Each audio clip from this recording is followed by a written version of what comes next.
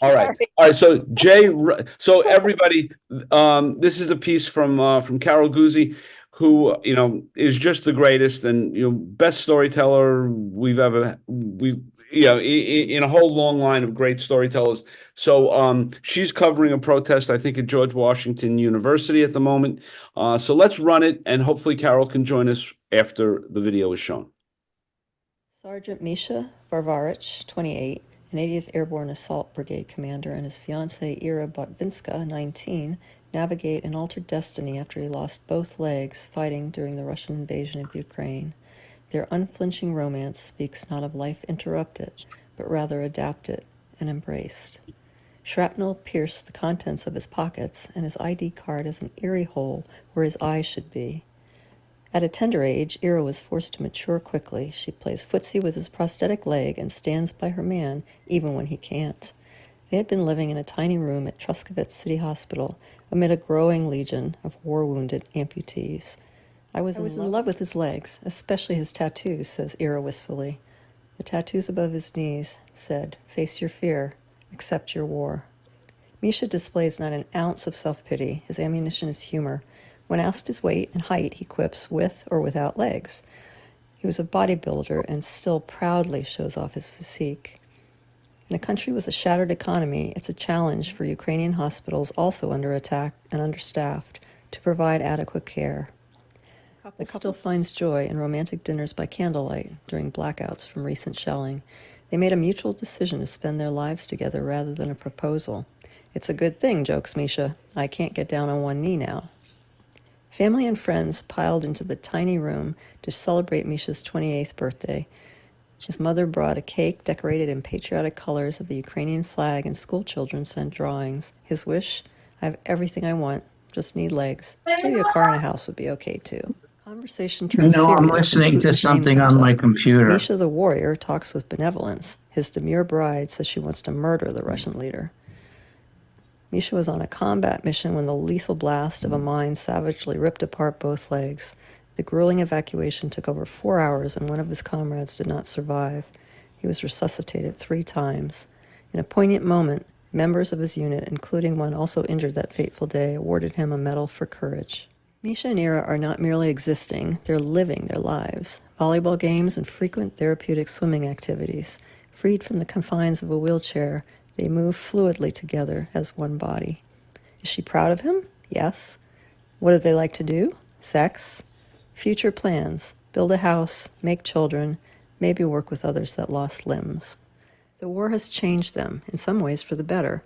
When Ira realized all her life was in an emergency bag she packed, it shifted her perspective from material things to the knowledge that the value of human life is all that matters.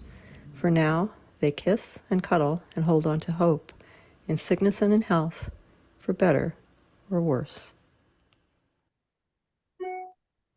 Misha and Ira traveled to Orlando, Florida to receive rehabilitation and state-of-the-art prosthetics with assistance from the nonprofit Revive Soldiers Ukraine. Founder Irina Vishuk-Desipio has brought countless wounded warriors to the U.S. to heal, since there are few specialists in their homeland. The couple delights in the ocean surf. To live with hope and joy has become a weapon against war. He faced a profound new battle: to walk again. A few weeks turned into 4 months at the Prosthetic and Orthotic Associates Center. Through the kindness of strangers, donations paid for Misha's expenses. In 2023, RSU assisted 39 amputee soldiers in the U.S. at the cost of $1,249,452. Most who are able returned to the front line. "We're not only fighting for our freedom, we're fighting for democracy," states Misha. He felt a purpose defending his country and would go back. Ira, on the other hand, exclaims, "No, no, no, no. I already told him I would break his arms also, not to let him go again." Misha the warrior emerged during the grueling learning stage of walking on new legs.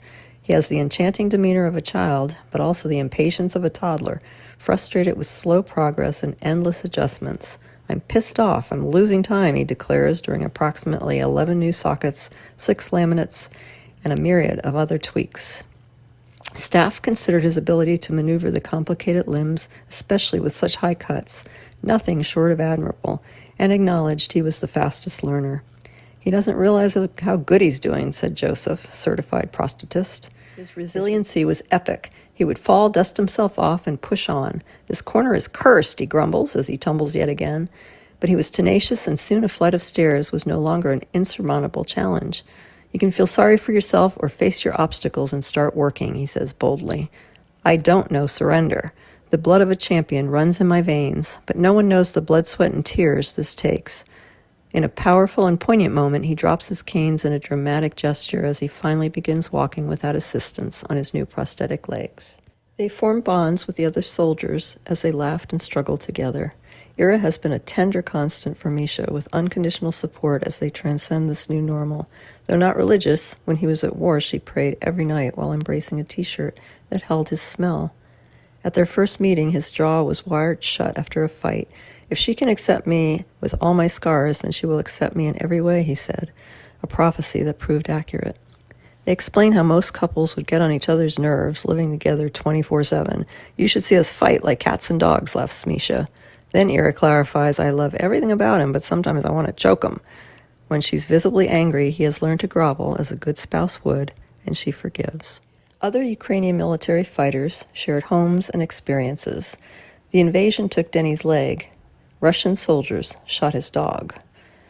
Andriy became Misha's new best friend.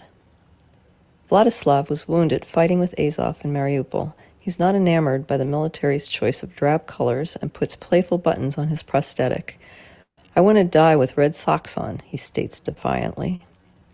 Sasha loves sports and left with 3 different types of limbs. He has written a book about the war, performed with a ballet company, and competed in the Invictus Games. Ruslan always loved to dance. Now his beloved wife Irina grabs his arms and wildly twirls around his wheelchair, savoring life. Volunteers from the large Ukrainian community became friends as they showed them the sights in America. Disneyland, but manatees and live gators elicited shrieks and gasps. Some gave not only time, but also their hearts to the recovering soldiers as they visited a multitude of theme parks. This whimsical world was a contrast to their daily life before war. They didn't drink or go to nightclubs, preferring quiet strolls in Rivne. For the past year, their walks have consisted of her pushing a wheelchair. They never danced together, but Misha chuckles, saying they never really got out of bed either. For an admitted adrenaline junkie, the roller coaster was also a hit, and the fireworks magical. Ukraine came to Florida as Kalush Orchestra performed. They had won the Eurovision contest last year and were among other fundraiser concerts the soldiers attended. During a trip to the Lakeshore Foundation, an Alabama Paralympic training center, Misha's competitive nature was impossible to miss, and he was ecstatic playing wheelchair hoops, pool kayak, pickleball, and rock climbing, activities that not only mend the body, but invigorate the soul. I will win? Yes, of course. I am champion, he says in slowly improving broken English. He was inspired by others with disabilities and heard encouraging words. Your life is not ending. You can live without your legs. You can survive and perform and succeed. He hopes to open a Lakeshore Ukraine, explaining only other amputees truly understand what they are going through. There, they could also address issues like PTSD. There, other soldiers won't feel forgotten. Misha's dearest new friend was Andriy Nasada, who lost both legs, has mangled fingers, and severely damaged eyes after his vehicle hit a mine. He received legs, a prosthetic eye, and plastic surgery for the deep black powder scars on his face. His spirit is gentle and his laugh robust, despite the ordeals he has suffered. The group primped and preened as they got ready to attend a fundraiser gala for Revived Soldiers Ukraine in full uniform. They socialized with donors at a fancy venue amid ball gowns and tuxedos. We hold our hand to our heart and say thank you, Misha quietly pronounced, with a humility that was not a typical personality trait. They all got a little tipsy as champagne flowed and reveled in the romance of it all. The couple had decided to forego a proper proposal since Misha previously joked he couldn't get down on one knee anyway, but it was before rehab. And now he did just that, although a prosthetic one. She said yes. It was so romantic, Ira is reconsidering a wedding, which would be small if the war is still raging. They had a first dance with his new legs and a heart made of candles under a tropical moon. Then a small celebration in their hotel room with Prosecco, margaritas, and belly laughs as they prepared to bid Florida and cherished friends farewell. The last leg of the trip concluded in Miami. Swimming pools and funnel clouds created the memories of their final day. There were no tearful goodbyes as the soldiers each marked the end of this extraordinary journey. Simple hugs and handshakes suffice as they prepare to venture back from a fairy tale land of theme parks and peace to their devastated homeland, while Russia's brutal bombardment continues. I'm grateful to America for all the help, said Misha. God has plans for me, he states confidently. I need bionic legs to be able to lift my child off the ground in the future.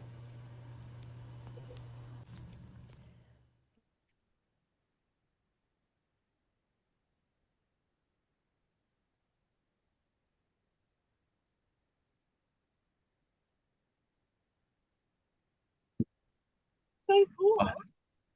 Wow. There's Carol. Hi. Hi, Carol. Thank you so much for finding a way to make this work. That is Yeah. that is just a beautiful, beautiful piece to put together. How long did it take you, Carol? Um, to photograph them Yeah, to or photograph the editing, from beginning to when you decided to do a piece like that. My God. well, I went back to Ukraine on contract with NPR to look for a story, and I wanted to do something on the amputees because the numbers were growing so phenomenally. And I spent a little bit of time at places where they were, getting their limbs, and I met Misha and Ira, and they were clearly in love. I mean, they couldn't, keep their hands off each other, basically. And it was so sweet. And I thought, wow, maybe this is more than just a story on, recovering from, war wounds and being an amputee, but perhaps it could be more of a story of a support and unconditional love and this very sweet, sweet love story that they were still sharing despite, the war raging and, him losing both legs. Mm. And she was steadfast. She stayed with him, and that I spent about a month with them. Although I went to Kherson and did also different coverage in Ukraine while I was there during that month. But I spent a lot of time during that month with them, and we did a story for NPR. And then when he came back to get his limbs, the beginning of last year, I spent about 4 months with them in Orlando. It was supposed to be about 4 weeks. It ended up being 4 months. Wow. And I just put this together for a presentation I had to do in Miami. Mm. And how did you gain such, intimate access? I mean, how did that develop for all of you? Um, I don't know. They put up with me. I tried to explain. They were so open. I think in Ukraine, there's a different mentality about the press. I mean, I've been welcomed with open arms into so many situations there that it's kind of humbling. And the same with Misha and Ira. I'm sure I got on their nerves after a while just being around all the time, but I did try to explain to them that I'm a moments photographer, that I want, to be around for the sweet little moments that aren't expected. And that's why I kind of have to hang around. But, they let me in their room, when they're waking up in the morning. And it was pretty phenomenal that they did that. But I think they understand. They also understand in Ukraine the importance of doing these stories and, of a free press. They're fighting for democracy, but they get it. They get it Yeah. why I needed to do their story and why we're doing all these stories in Ukraine. And I told them, it's important to provide balance, that we're showing a lot of death and destruction and the horrors of this war, but we also need to show the humanity, and the resilience that they both certainly symbolize. Mm. And is there a captivating moment within that relationship with the three of you that they got how special this is to do this? Like how important it is. Was there a particular moment, or it just sort of came along, with your commitment? Yeah, I think when they agreed to do it, they didn't think I'd spend as much time as I did. And like I said, I'm sure I got on their nerves sometimes, but they were, they were just sweet, and they told me I was basically one of the family, at some point. Right. And when I was in Orlando, a lot of the time I spent in the group homes with them. I stayed there with them, and I was there obviously for the engagement. And yeah, I'm kind of one of the family now. And I told them if they get married, I'll scream without telling me, Yeah, because my God. Yeah. yeah, so that's my You next have trip. to be there for that. But it must be, it- like, how did I end up here? You're now at Disney with them, right? I mean, like, how did that happen for? I mean, that has to be like a moment for you personally. Like, what am I doing here?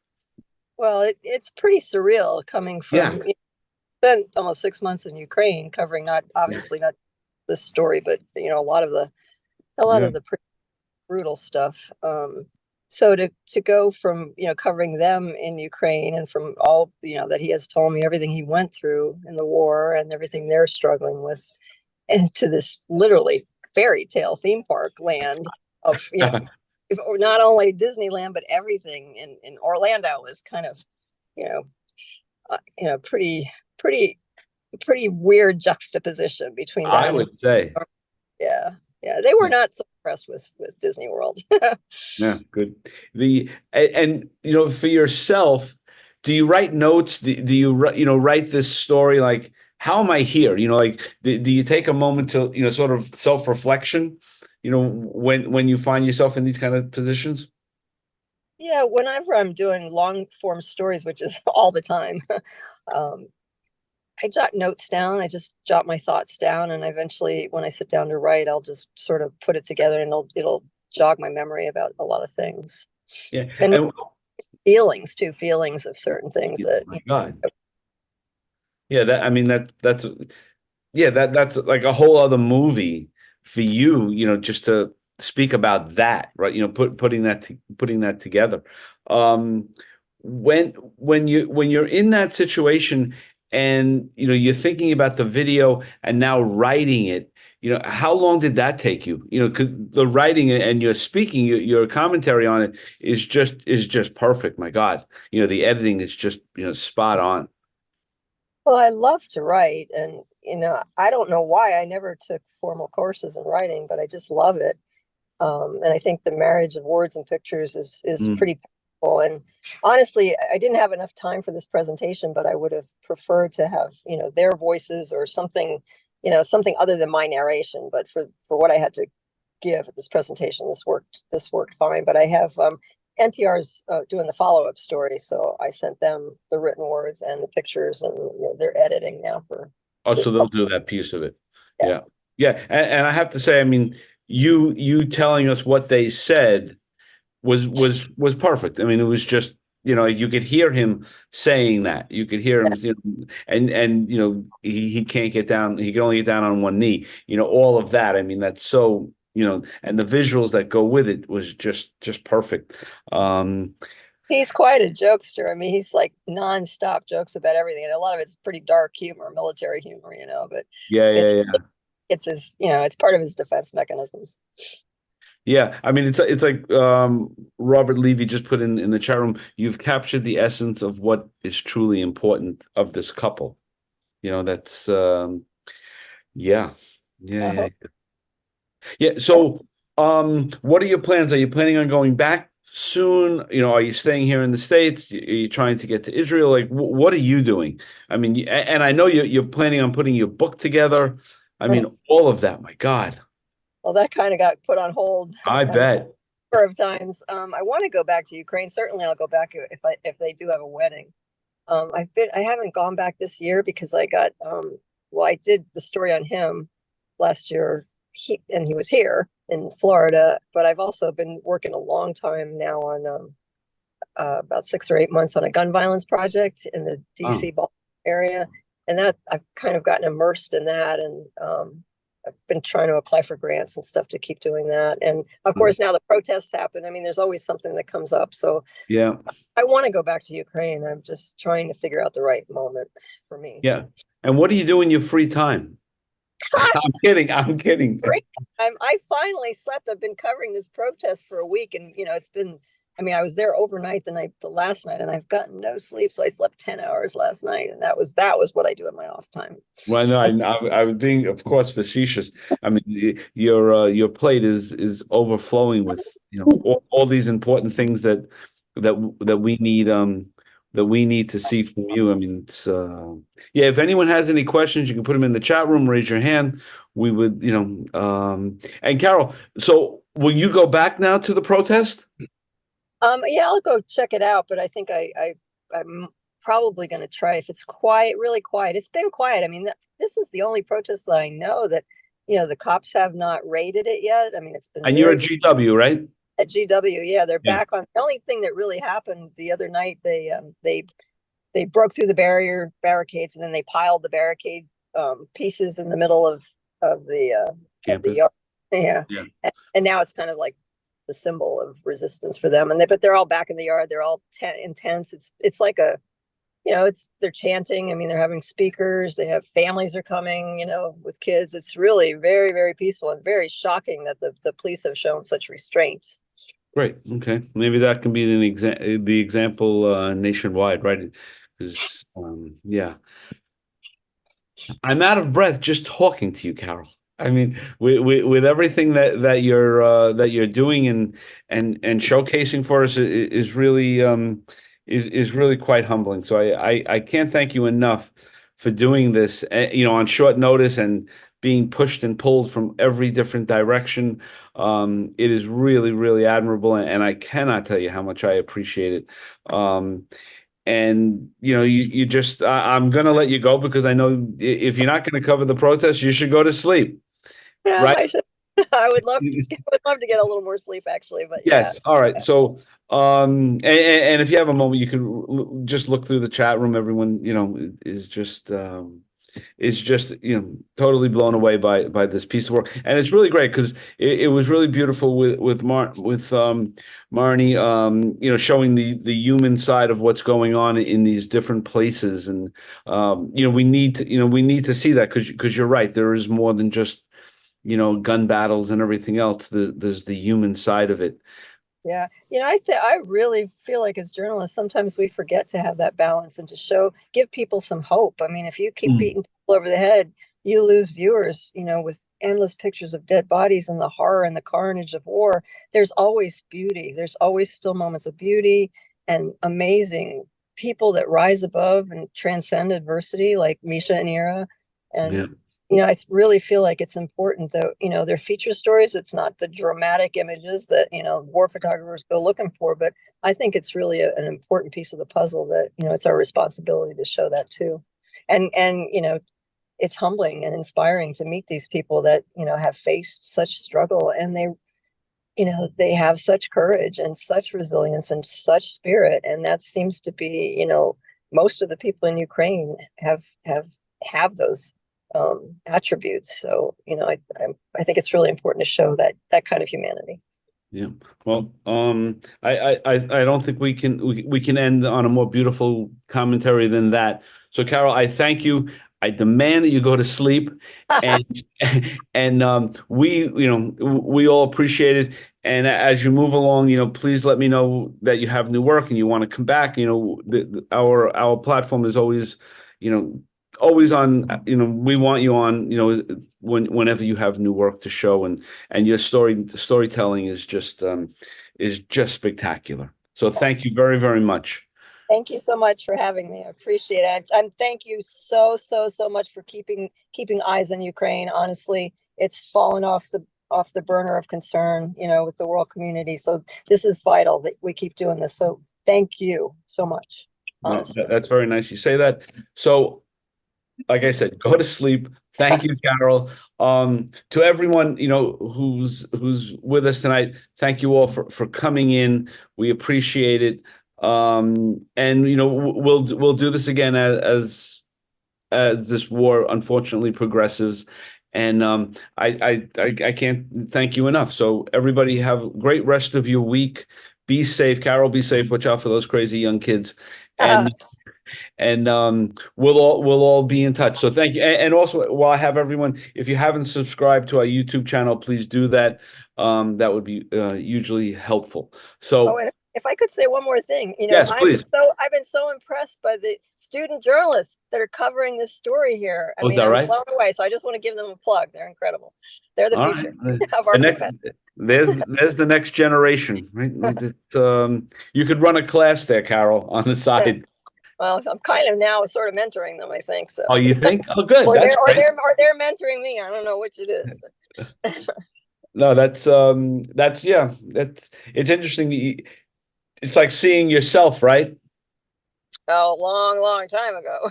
Right. I Yeah. vaguely remember. I vaguely remember that self. Right. I mean, there was something in the Times recently about the protests at campuses in '68. So I'm not going to date you, Carol, but did you cover protests back then? Not in the '60s. I was Right. still kind of young then, but Yeah, yeah. I've covered so many protests in my life. I mean, chants. I'm dreaming. Hearing these chants in my dreams now.